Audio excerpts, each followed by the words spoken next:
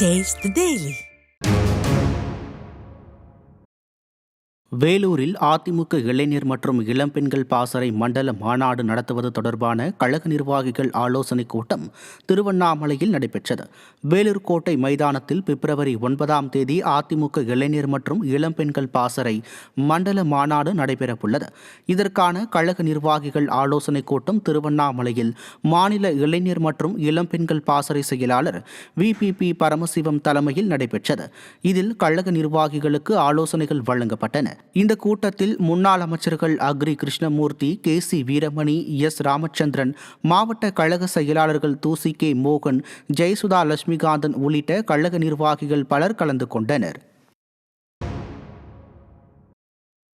புரட்சித் தலைவர் டாக்டர் MGRின் 108வது பிறந்தநாளை ஒட்டி திருவள்ளூரில் ஆட்டோ ஓட்டுநர்களுக்கு சீருடை மற்றும் நலத்திட்ட உதவிகள் வழங்கப்பட்டன.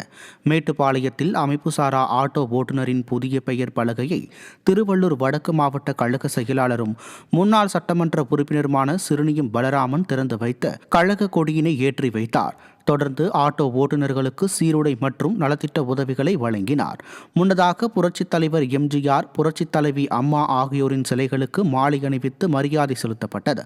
இந்நிகழ்வில் ஏழை எளிய மக்களுக்கு அன்னதானம் வழங்கப்பட்டது.